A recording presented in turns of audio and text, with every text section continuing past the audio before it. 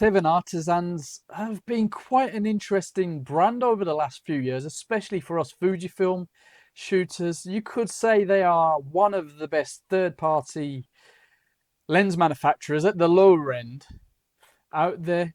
That's what I reckon anyway. And now it seems they want to get into something else. Microphones. And here we have the DMic-S. Clearly, I'm using it right now. We're trying to put it to the test that I would need in my workflow. But this has a few tricks up its sleeve, considering it's a £100, $100 twin mic kit. It's quite interesting. Let's talk about why or why not. Let's crack on. Gotta say, I do like the attention to detail. I know this is a budget first time mic for those guys, but I do like that. Let's just get everything out of here first. I think that's your lot.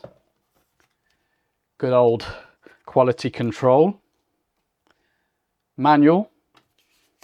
That's a bit of the padding. Unit itself we'll look at in a moment, and a box of goodies. Nice little baggie.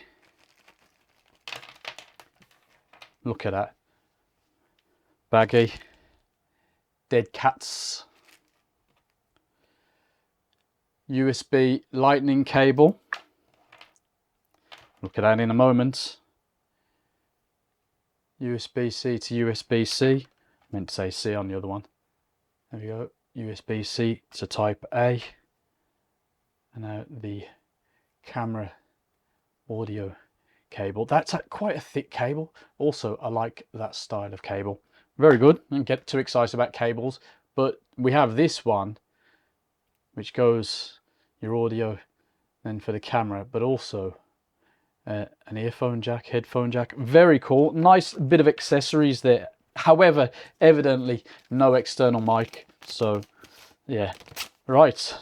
This, the charging case, carry case, has a really nice, weird but nice smooth feel to it. There's a very small, very discreet logo there, and the units in there. There's no room for anything else, which is interesting. We've got two transmitters there. Now I could show you how it compares to my Rode one, although it's currently packed away because I'm using it. Very similar size, very similar, not much in it at all. On the bottom, the charging points, nice big clippy, non-removable clippy clips.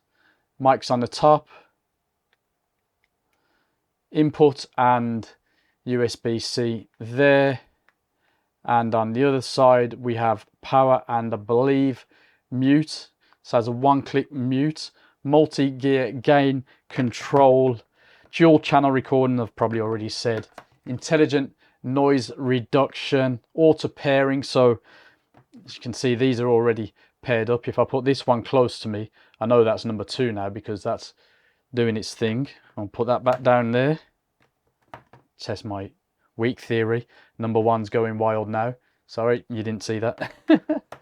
Anyway, 360-degree pickup apparently with these. We'll see how that fares. We'd have already noticed in the intro. I'm pretty much going to be just putting it through what I need it for, really. And again, it is kind of a backup or maybe an interview thing if the quality is good enough. There's a 100-meter range. Not going to be testing that, sorry, because I'm not going to be using it at that kind of distance. Now, the TX offers 8 hours of battery life and the RX 6 hours. Now, the case gives,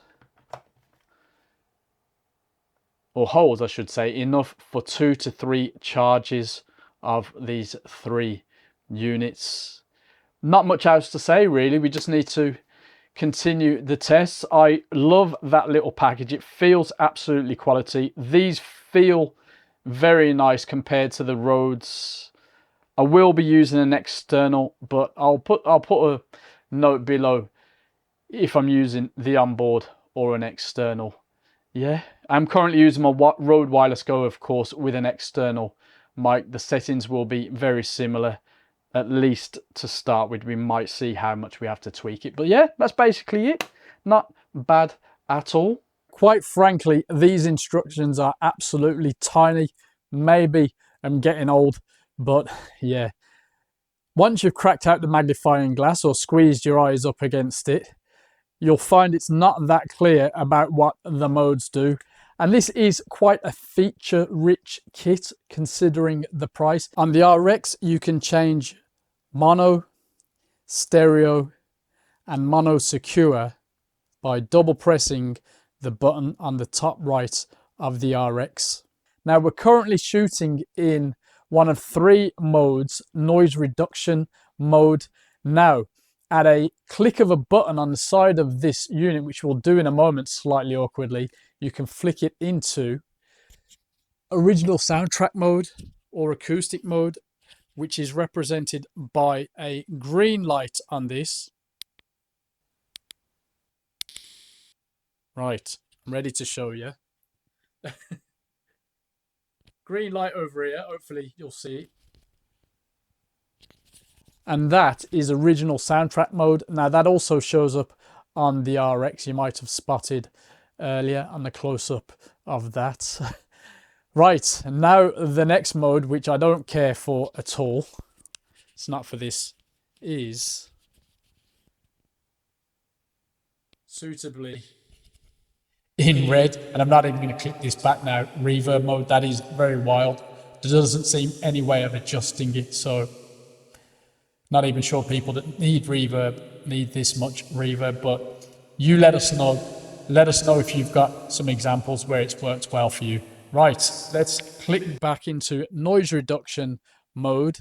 So noise reduction shows up as NC on the RX. And then when we press the button here, it's changed to green. You can see it all blurred out because of the F1. So there we go.